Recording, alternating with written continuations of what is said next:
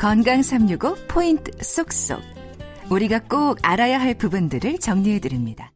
건강 365는 유튜브와 팟캐스트로도 서비스되고 있습니다. 고려대 구로병원 신경과 김치경 교수와 함께 하는데요. 뇌졸중에 대한 말씀 듣고 있습니다. 교수님, 이 뇌졸중이라고 하면 특히 겨울에 조심해야 한다고 하는데요. 사실 그런 반면에 어떤 분들은 사계절 언제나 경계해야 한다, 이런 말도 하세요. 그래서 어떤 말이 맞는지 좀 궁금합니다. 네, 그래서 뇌졸중 중에서 혈관에 터지는 뇌출혈 같은 경우는 특징적으로 겨울에 많이 생긴다라고 이야기가 되고 있습니다. 국내 응급실 내원 환자의 숫자를 보더라도 뇌출혈 환자가 겨울에 많은데요. 혈관이 막히는 뇌경색은 사실 여러 가지 다양한 이야기들이 있습니다. 겨울에 더 많다, 여름에 더 많다, 환절기에 더 많다. 이렇게 결국 따지다 보면 모든 계절에 많다는 이야기가 나와서 왜 이렇게 연구들이 다양하게 나올까 저희도 이제 궁금하게 생각을 하고 있는데요.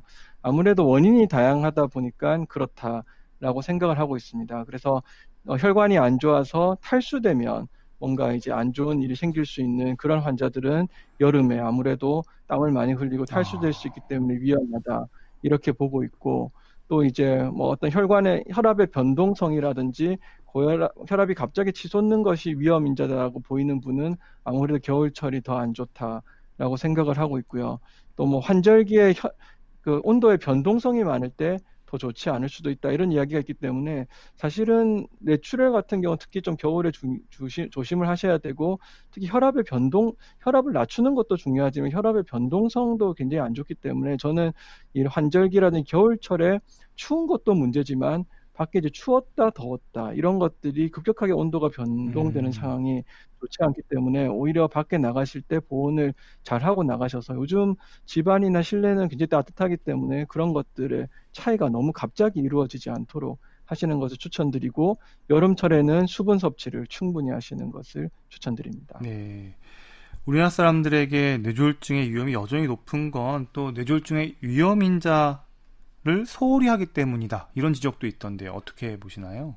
네, 그래서 아무래도 과거에 비해서는 위험인자에 대한 경각심도 많이 늘어나고 흡연율도 떨어지고 있고 하기 때문에 과거에 비해서는 위험인자 조절이 잘 된다라고 생각을 하고 있습니다. 특히나 고혈압 같은 경우는 과거에 비해서는 약을 드시는 거에 대한 저항도 상당히 줄어들고 해서 분명히 이제 좋아지고 있다라고 저희가 판단은 하고 있는데, 문제는 이제 고지혈증이란 게 또 새로운 굉장히 위험 인자라고 봐야 되는데, 특히 이제 서구권에서는 우리랑 조금 시기가 다르긴 하지만 이런 이제 지방이라든지 콜레스테롤이 높은 음식들의 섭취가 많다 보니까 이런 고지혈증 관리가 굉장히 중요한데, 이런 고지혈증을 지속적으로 잘 관리하는 게 상당히 좀 어려운 것 같습니다. 보면 일시적으로 1, 2년 정도 식이 습관을 바꾸고 운동을 하고 약을 잘 드시고 하고 조절을 하시는데, 이걸 이제 평생 가져가야 되다 보니까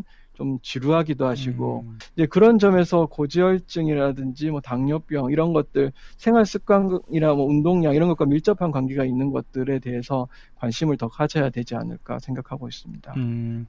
위험 요인을 이야기해 주시니까 예방법도 거의 다 나온 것 같은데요. 그래도 교수님께서 꼽는 뇌졸중 예방법, 그러면 어떤 것들을 보통 환자분들이나 이미 그 주변 교육을 할 때 강조를 하세요? 네, 그래서 이제 본인의 위험 인자를 일단 잘 알아야 한다라고 말씀을 드리는데, 지피지기면 백전백승이다 하는 네. 것처럼 내가 이제 기본적으로 내가 어떤 위험 인자가 있는지를 아는 게 굉장히 중요하겠습니다. 그래서 이미 요즘 건강검진이나 이런 것에서 많이 알고는 계시겠지만 고혈압, 고지혈증, 흡연, 그리고 필요하다면 심장에 부정맥이 있는지는 간단한 심전도로도 검사가 가능하기 때문에 그런 부분에 대해서는 뇌혈관 질환과 워낙 연관있기 때문에 기본적으로 본인의 위험 인자를 알아야 하는 게 중요하고요. 그리고 이런 뇌혈관 질환은 어찌 보면 우리 몸에 일어나는 성인병 중에서도 가장 늦게 발생하는 병입니다. 그만큼 아주 오랜 시간 동안 생활 습관이라든지 식이 습관 이런 것들과 연관이 많을 가능성이 있습니다. 그렇기 때문에 건강한 식이 습관과 이제 생활 습관을 가지는 게 중요한데요. 그래서 뭐 특정 건강 보조식품을 막 섭취하시고 이런 것에 대해서 관심을 가지는 것도 좋으시겠지만 기본적으로 평소에 먹는 식사라든지 운동량에 대해서는 꼭 체크를 하셔야 한다라고 말씀을 드립니다. 그래서 이게 이제 어떤 이러한 뭐 몸에 있는 영양분을 우리가 자꾸 축적하지 않고 충분히 소모시키면서 살 수 있는 그런 생활 습관을 가지셔야 되는데 그렇게 하려면 아무래도 좀 소식을 하고 골고루 드시면서 운동량을 충분히 가져가서 몸에 있는 영양분을 자꾸 이렇게 축적하지 않고 바로 이제 소모시킬 수 있는 그런 생활 습관을 가져가시는 게 중요하다라고 설명을 드립니다. 네. 박광식의 건강 이야기, 오늘은 뇌졸중의 치료와 후유장애에 대한 말씀 듣고 있습니다. 시간 가는 줄 모르고 들은 것 같아요. 마지막으로 조언 부탁드립니다. 네, 그래서 뇌혈관 질환은 이게 충분히 극복이 가능한 병이다. 특히 생활 습관이라든지 위험 인자 관리를 한다면 발생을 막을 수 있는 병이기 때문에 평소 생활 습관이라든지 위험 인자 관리가 중요하시겠고요.